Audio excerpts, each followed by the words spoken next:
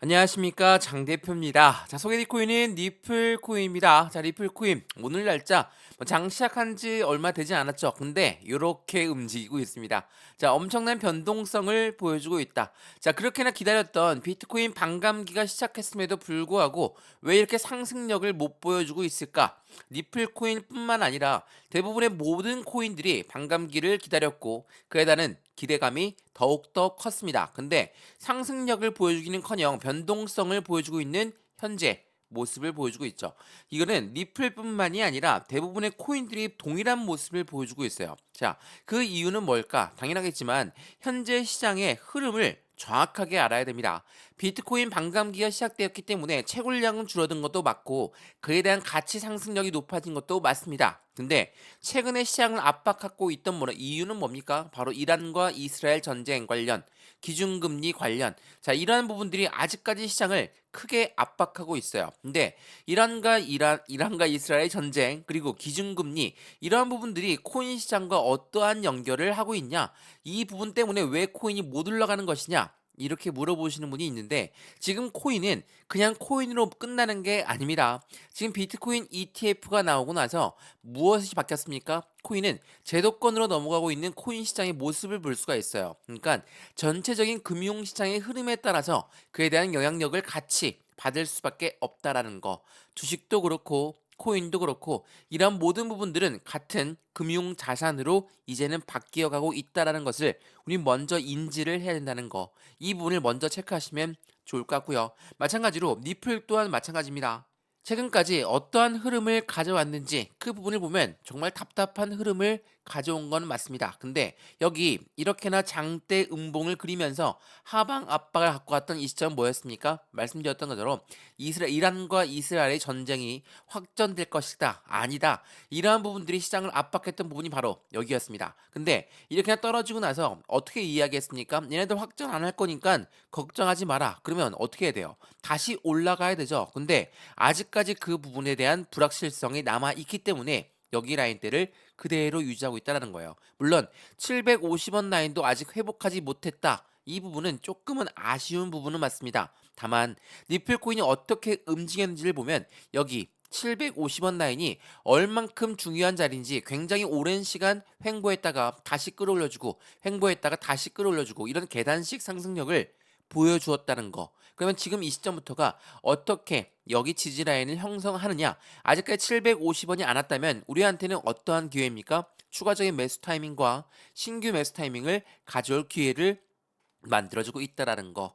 이게 매우 중요할 수밖에 없겠죠. 자, 우리가 리플 코인 투자하고 있는 이유, 투자하는 상승에 대한 모멘텀이 뭐가 있습니까?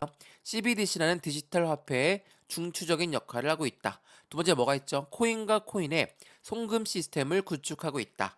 세 번째는 뭐가 있습니까? ETF부터 IPO까지. 자, 우리가 리플 코인 투자하고 있는 세 가지의 가장 중요한 이유가 있어요. 이 중요한 이유들은 아직까지도 확실한 수익 구간을 가져올 만한 중요한 모멘텀을 제공하고 있습니다. 근데 여기에 불구하고 SEC 때문에 시장의 압박감을 가져오고 있다. 대외적인 이벤트 때문에 시장의 압박을 그대로 가져가고 있다. 이러한 부분들이 지금 현재 코인 시장뿐만 아니라 리플 코인을 압박하고 있는 주된 요인이 되죠. 물론 이 SEC는 증권위원회입니다. 미국의 증권위원회가 리플을 압박하고 있는 거, 법정 공방을 계속적으로 펼쳐하고 있는 거 굉장히 요 아이들 때문에 힘들게 움직이고 있는 것 같거든요. 다만 지금 이 시점을 어떻게 우리는 만들어 가느냐가 더욱더 중요한 부분이니까 여기에서는 확실한 매매 타이밍을 잡아야 되고 나는 매입 단가가 여전히 1,500원 이상입니다. 1,000원 이상입니다. 어떻게 할까요? 그냥 매도하고 더 빨리 올라가는 코인을 갈아탈까요?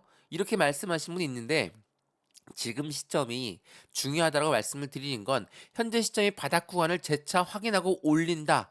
라고 한다면 우리 여기에서 추가 매수 타이밍과 신규 매수 타이밍을 잡아서 매입 단가를 낮추고 수익권 높이는 작업이 필요하겠죠.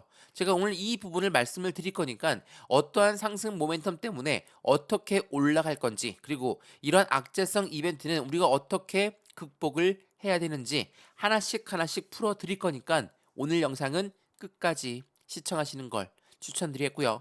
오늘 영상 본격적으로 시작하기 전에 상단에 보시면 구독과 좋아요, 알림 설정 아랫부분에 따봉 버튼을 눌러주시면 너무나 감사하고요. 전화번호도 말씀을 드릴게요. 전화번호가 010-6531번에 7908, 6531에 7908번, 여기다가 숫자 1번입니다. 문자 한 통만 넣어주시면 우리 리플코인 갖고 있는 상승 모멘텀은 무엇이 있는지, 그리고 이 모멘텀에 따라 목표가는 어떻게 설정할 수가 있는지, 매수와 매도 타이밍은 어떻게 잡아야 될지, 비중 관리는 어떻게 해야 될지 하나씩 하나씩 넣어 드릴 거고, 해당되는 모든 부분은 영상도 무료인 것처럼 이 문자 또한 무료입니다. 그리고 하단 부분에 보시면 링크 있거든요. 파란색 링크 클릭하시면 카톡방으로 바로 연결되실 거니까 톡방에 들어오시든 문자만 받아보시든 상관없습니다. 모두가 다 무료니까 실시간 매매 대응으로 확실한 수익 구간을 놓치지 마시고 그 기회를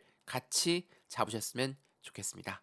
이해되시죠? 자, 그러면 오늘 영상 니플코인 본격적으로 시작을 해보겠습니다. 자, 니플코인뿐만 아니라 비트코인 시장 자체가 굉장히 기다렸던 게 뭡니까? 바로 비트코인 반감기였습니다. 자, 네 번째 반감기가 도래되었고 채굴의 보상은 거진 반으로 줄어들었습니다. 비트코인이 감소했다라는 건 무엇을 말합니까? 그에 대한 가치 상승력은 높이 올라갈 수밖에 없다. 그래서 전체 코인 시장에 기다렸던 게 바로 반감기입니다. 그러면 가치는 당연히 올라갈 수밖에 없고 그 부분에 따라서 확실한 수익 구간 또한 높아질 수밖에 없다라는 부분을 말을 하죠. 근데 이 부분이 어떤 부분으로 바뀌었습니까? 비트코인 자체가 이제는 제도권 금융시장과 동일하게 움직이고 있어요. 이 말인즉슨 대외적인 이벤트에 따라서 기준금리 결정, 이것 또한 대외적인 이벤트겠죠. 이란과 이스라엘 전쟁 또한 대외적인 이벤트겠죠.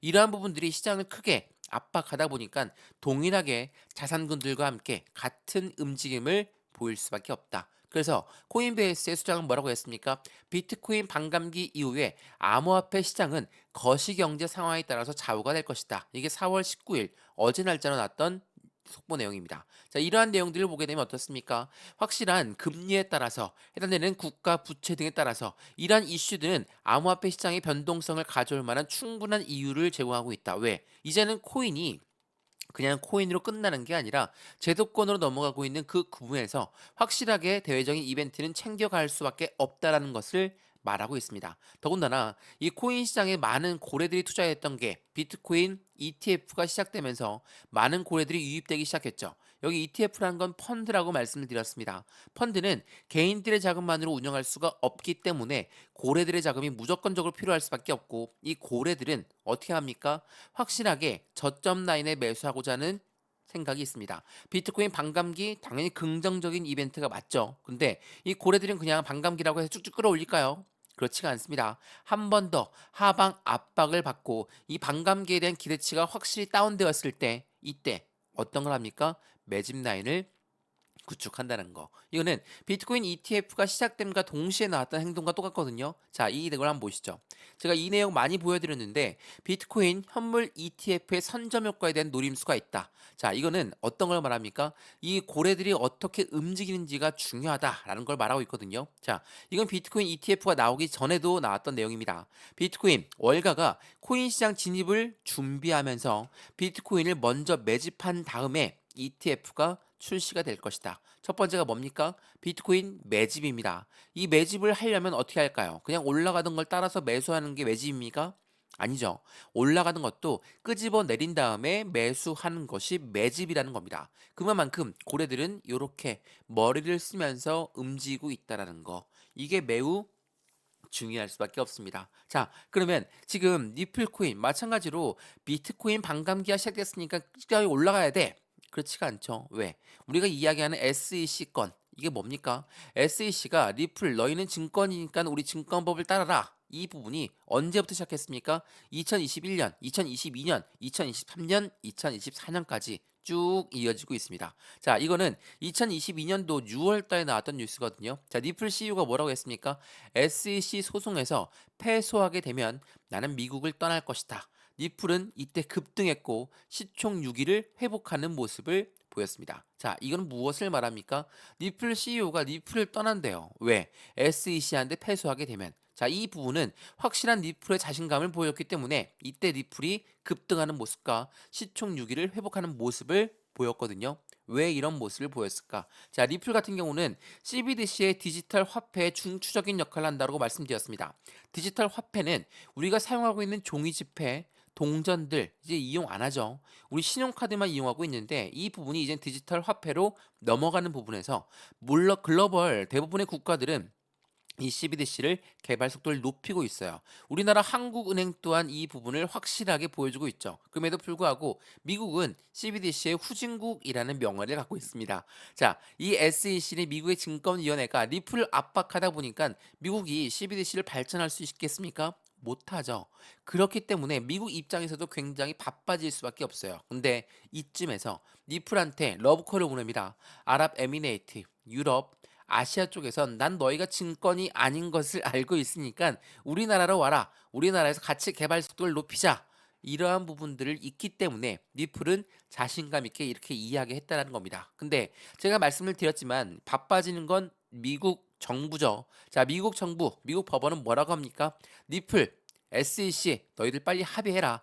합의점 빨리 잡고 이제 끝내자. 내년 2월까지 마련해라. 이게 2023년도 11월 달에 나왔으니까 지금 2월 달에 2개월 정도 지났습니다. 어떻습니까? 리플과 SEC 합의했습니까? 뭐 지금 비공개 합의하고 있다. 뭐 이런 말도 많이 나오고 있는데 아직까지 뚜렷한 부분이 없죠. 그러면 시장에 뚜렷한 부분이 없다라는 건 아직까지 불확실성이 있다라고 방식을 받을 수밖에 없습니다. 자, 시장에 불확실성이 있다. 그렇다면 올라갈 수 있습니까? 못 올라가죠. 얘네들이 비공개 회의를 하든 합의점을 찾든 그 부분이 빨리 끝나야지 이 부분에 대해서 확실한 박스권을 돌파하고 상승력을 보여줄 건데 아직까지 그게 없습니다. 그러면 시장의 불확실성이 남아있다. 라고밖에 볼 수가 없어요. 근데 이 부분이 이제 곧 끝날 것이다 라는 부분을 왜 예측하고 있습니까? 비공개 회의하고 있는 것도 맞고 미국 법원에서 계속적으로 시장에 압박감을 주고 있는 거, 미국 법원에서 SEC의 말을 잘 안 들어주고 있는 게 사실이라는 겁니다. 자, 이거는 지난 4월 12일 날 나왔던 부분이거든요. 미국 법원 SEC가 암호화폐 결제 앱 개발업체 CEO를 재심을 요청했는데 이걸 기각했습니다. 자, SEC가 리플만 계속적으로 잡고 늘어났습니까? 그게 아니죠. SEC는 대부분의 모든 코인들을 증권으로 규정지었고 이 부분을 통해서 증권사 그리고 해당되는 코인 거래소까지도 너희들도 빨리 우리 법을 따라라 이렇게 요청했던 게 바로 SEC입니다. 근데 미국 법원에서 가만히 보고 있으니까 이 SEC 때문에 제대로 된 코인 시장이 커나갈 수가 없어요. 자, 지금은 미국과 중국은 홍콩 코인 거래소가 있습니다. 자, 미국과 중국의 코인을 두고 제도권 싸움에 해당되는 이 부분에서 누가 이길 것인가 라는 부분을 계속 싸움을 하고 있거든요. 정치, 경제, 사회 이 모든 부분이 미국과 중국은 대립할 수밖에 없습니다. 근데 미국 정부 입장에서 보니까 이 SEC 때문에 코인이 발전할 수가 없어.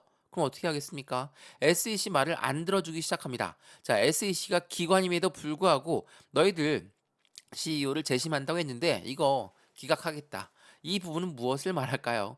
리플한테는 조금 더 긍정적인 이벤트를 제공하고 있고 하루 전날 이런 부분이 나왔습니다. SEC 오늘 비공개 회의를 예정하고 있고 리플 관련 소식의 기대감이 확산되고 있다. 이게 4월 11일 날 나왔던 뉴스입니다. 지금 9일 정도 지났는데 아직까지 아무런 말이 없다라고 한다면 불확실성이 커질 수밖에 없겠죠. 그럼에도 불구하고 이때 맞춰서 시장은 이란 이스라엘 전쟁 관련 기준금리 못 올릴 수도 있겠는데 죄송합니다. 못 내릴 수도 있겠는데 기준금리 인하가 딜레이가 되면서 시장에서는 변동성이 더욱더 커졌죠. 그러한 부분들이 모두 다 지금 영향을 받고 있지만 SEC라는 가장 큰 산을 먼저 넘어야 되는 거기 때문에 이 부분을 먼저 말씀을 드렸고 공화당 후보들은 뭐라고 얘기합니까? SEC 너희들 내가 없애주겠습니다. 이렇게 이야기하고 있어요.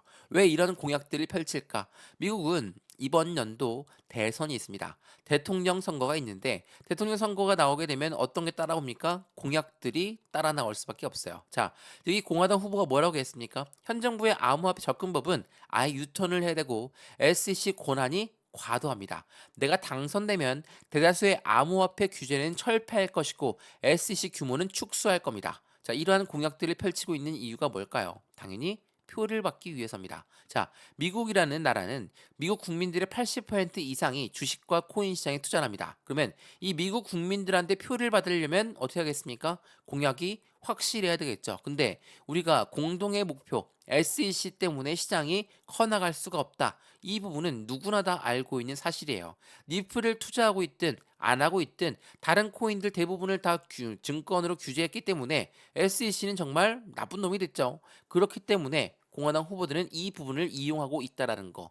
공화당 후보뿐이겠습니까? 민주당 후보들 또한 이 부분을 나올 수밖에 없다라는 거. 공약이 제대로 돼야 표를 받을 것이고 표를 많이 받아야 대통령에 될 거라는 거. 이 부분은 굉장히 중요한 부분을 말을 하고 있다라는 거. 이러한 부분들 때문에 SEC 또한 빠르게 합의점을 찾을 수밖에 없다. 그래서 현재 니플 코인 어떻게 움직이고 있습니까? 빠르게 합의점을 찾을 수밖에 없다. 그럼 그 기대감이 더욱더 빠른 상승력을 가져와야 되는데 어떻게 될 수 있어요? 하방 압박을 받고 여기 라인에서 계속적인 지지 라인을 만들어가고 있다. 이 부분과 똑같은 모습을 보여주고 있다라는 거. 확실하게 바닥을 단단히 만들어야 바닥을 잡고 안정적인 대단식 상승력을 보여줄 수 있다라는 거를 먼저 판단하시면 좋을 것 같고요. 마찬가지로 지금 니플코인 차트만 보시면 일봉만 보지 마시고 한번 주봉을 보시죠. 어떻습니까? 주봉을 보시면 확실한 저점을 높이 올라가고 있는 모습을 그대로 보여주고 있어요. 자, 저점을 높여서 올라간다. 우상향 패턴으로 유지하고 있다. 그러면 우리가 니플코인 빠르게 안 올라간다라고 해서 매도할 필요가 있습니까? 아니죠. 속도를 우리 또한 늦춰야 됩니다. 물론 빠르게 매도를 해서 확실한 수익 구간을 빠르게 가져오면 그것보다 좋은 게 뭐가 있겠습니까? 근데 이렇게 급하게 움직이면 움직일수록 우리의 시드머니만 없어지는 경험들 많으셨을 겁니다. 니플 너무나 늦게 요렇게 올라가니까 이걸 빨리 매도하고 더 빨리 올라가는 코인으로 갈아탈아야 되겠다. 이렇게 단타 코인 들어갔습니다. 여기에서 수익 많이 보셨습니까? 많이 보셨으면 다행이지만 못 보셨던 분들이 많을 겁니다. 왜? 빨리 올라가는 코인을 빠르게 잡았습니다. 근데 빨리 올라가다 보니까 다시 또 급락을 해요. 급락하면 더 이상 안 되겠다. 못 버티겠다. 또 여기서 매도를 합니다. 그러면 이 부분이 반복된다. 그러면 우리의 시드머니만 점차 없어지는 경험들 많으셨을 겁니다. 그래서 말씀을 드리는 거예요. 우리가 니플 코인 하나만 맹목적으로 잡고 있자. 그 부분이 아닙니다. 니플 코인의 장기 투자, 단기 투자 이 부분의 포트를 확실하게 맞춰놓고 매수와 매도의 타점 관리, 정확한 비중 관리를 통해서 수익 구간을 만들어낸다면 이것 또한 확실한 포트폴리오를 제공할 수 있다는 거. 이 부분 또한 제가 같이 잡아 드릴 거니까 안정적인 투자를 함께 만들어 가시는 것을 다시 한번 추천드리겠고요. 해당되는 모든 부분은 다시 한번 말씀드리지만 문자를 먼저 넣어드립니다. 상단에 전화번호 보이시죠? 전화번호가 010 6531번에 7908 6531에 7908 여기에 숫자 1번입니다. 문자 한 통만 넣어주시면 이 모든 부분 먼저 문자로 넣어드릴 거고요. 영상도 무료, 이 문자 또한 무료입니다. 그리고 하단 부분에 보시면 파란색 링크 있습니다. 이 링크 클릭하시면 카톡방으로 바로 연결되실 거니까 톡방에 들어오시든 문자만 받아보시든 상관없습니다. 수익 구간만 같이 만들어가면 된다라는 거. 이 부분을 다시 한번 체크하시면 너무나 좋을 것 같습니다. 자, 그러면 말씀드렸던 것처럼 니플의 CBDC를 먼저 한번 볼까요? CBDC 디지털 화폐라고 합니다. 자, 니플의 디지털 화폐 우리가 먼저 봐야 될 거는 니플의 고객사들이 누가 있는지를 한번 판단해 봐야 되겠죠. 자, 이거 보시면 어떻습니까? 노바티, 로케풀, SBI, SCB, 니움, 비테크, SABB 자 수많은 은행들은 유럽에 있는 은행들, 아랍에미레이트, 아시아에 있는 은행들입니다. 이러한 은행들이 왜 니플과 손을 맞잡고 고객사를 유지하고 있을까? 우리가 알고 있는 것처럼 니플은 미국의 증권위원회가 계속적으로 압박하고 있고 니플 코인은 곧 미국을 떠날 수도 있다. 법정에서 패소될 수도 있다. 이러한 불안감이 있지만 이러한 고객사들은 왜 니플과 손을 맞잡고 있을까? 당연히 니플의 강력한 상승 모멘텀 중에 하나인 CBDC의 디지털 화폐가 이 중추적인 역할을 하고 있다라고 보셔도 충분합니다. 우리가 IMF라는 국제통화기금 또한 니플과 손을 맞잡고 있다. 여러 번 말씀을 드렸죠. 왜? 이 CBDC의 개발 속도가 높여지려면 글로벌적으로 이 CBDC는 계속적으로 발전할 수밖에 없으니까 이러한 고객사들도 함께 투자를 하고 있다라는 거. 이게 매우 중요할 수밖에 없거든요. 자, 그러면 이 뉴스를 먼저 한번 보시죠. 브릭스라고 아시죠? 브릭스는 누굽니까? 중국을 대표하고 러시아를 대표하는 탈달러를 외치는 나라들이 뭉친 겁니다. 근데 이 나라들이 어떻게 얘기합니까? CBDC의 후진국 미국의 행보는 어떻게 될 것인가? 우리는 뭉치고 있다. 탈달러를 외치고 있는 건 무엇을 말합니까? 미국이 왜 글로벌 1위인지는 아시죠? 달러를 발행하기 때문에 글로벌 1위입니다. 근데 CBDC의 후진국이라고 해요. 그러면 이 달러를 발행하고 있지만 달러의 기축통화국이지만 흔들거릴 수밖에 없겠죠. 더 이상의 발전이 없다라고 한다면 낙후될 수밖에 없습니다. 근데 중국을 필두로 러시아를 필두로 탈달러를 외치고 있는 나라가 CBDC를 개발하고 있다. 중국과 러시아는 달러에 대해서 도전을 하고 있고 그 부분은 브릭스의 CBDC를 추진하고 있는 부분과 똑같다. 자, 이 부분은 미국한테는 심기를 크게 건들 수밖에 없습니다. 미국의 자랑성, 미국의 자존심, 바로 미국의 달러입니다. 이 달러를 통해서 확실하게 수출과 수입이 많이 일어나기 때문에 달러의 기축통화국인 미국이 글로벌 1위가 될 수 있는 거예요. 매년 적자 국가임에도 불구하고 1위가 될 수 있는 이유가 바로 이 달러인데 중국과 러시아가 달러의 패권에 도전하다 보니까 아무래도 미국은 심기가 거슬릴 수밖에 없겠죠. 미국뿐만이 아닙니다. 미국 연준 의장도 이렇게 얘기합니다. 달러의 CBDC가 늦춰지게 되면 달러의 입지가 위협을 가할 겁니다. 이 부분은 확실하게 미국한테는 경각심을 일으킬 수밖에 없는 것이고 미국 정부 또한 니플과 빨리 손을 잡아야 되겠죠. 근데 이 SEC라는 이 녀석들 때문에 니플 코인의 손을 SEC의 손을 들어줄 수 없는 미국 입장이 되었다. 이 부분이 굉장히 중요할 수밖에 없어요. 그래서 현재 CBDC 어떻게 발전하고 있을까? 최근에 나왔던 뉴스들만 보시죠. 4월 18일 독일 중앙은행은 미국 MIT 디지털 화폐 이니셔티브와 CBDC를 연구하고 있다. 4월 17일 뉴질랜드 중앙은행은 CBDC 발행에 공개 협의를 시작했다. 한국은행도 마찬가지입니다. 이러한 부분들의 CBDC가 계속적으로 발전 속도를 높일 수밖에 없는 이유, 바로 디지털 화폐이기 때문에 이 부분이 안정적인 리플의 확실한 수익권을 가져올 수밖에 없다라는 것을 먼저 판단하시면 너무나 좋을 것 같고요.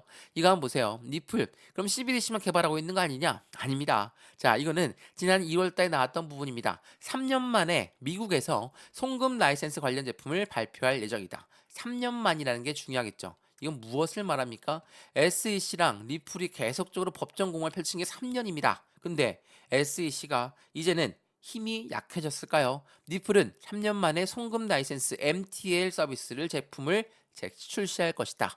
이 부분은 확실하게 미국 리플이 이제는 SEC한테 계속적으로 이탈을 하고 있다. SEC의 힘이 약화되고 있다는 것을 보여주고 있죠. 이것뿐만이 아닙니다. 나는 SEC한테 지면 미국을 떠날 거야 라고 이야기했던 아이들이 미국 내 사업 확장을 위해서 스탠다드 커스터디를 인수한다. 이거 말조차도 확실한 수익권을 더욱더 크게 가져가고 있고 사업을 확장하고 있는 리플의 모습을 보일 수가 있다라는 거. 이게 굉장히 중요할 수밖에 없어요. 그리고 마지막 상승 모멘텀이 뭐라고 했습니까? ETF, IPO 여러 번 말씀드렸죠. 리플 CEO가 뭐라고 했습니까? 더 많은 현물 ETF가 등장하는 것은 당연한 일입니다. 리플 ETF에 대한 기대감도 높을 수밖에 없습니다. 자, 우리가 말하는 이 ETF는 펀드라고 말씀을 드렸죠.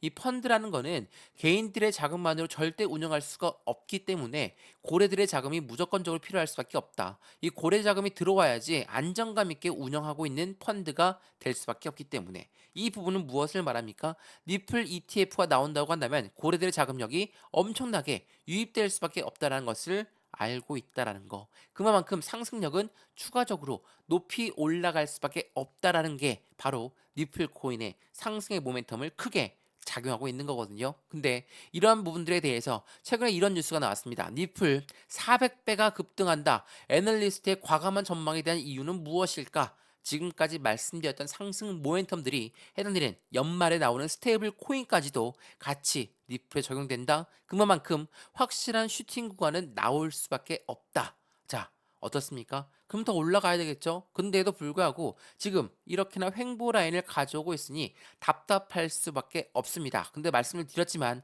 지금 리플 코인뿐만 아니라 전체적인 코인 시장은 대외적인 이벤트에 굉장히 민감하게 반응하고 있다. 기준금리 관련해서도 굉장히 민감하게 반응할 수밖에 없다. 자, 여기 금리라는 부분만 더만 짚어드리려고 말씀을 드릴 건데 금리라는 것 때문에 왜 전체 코인이 영향을 받냐?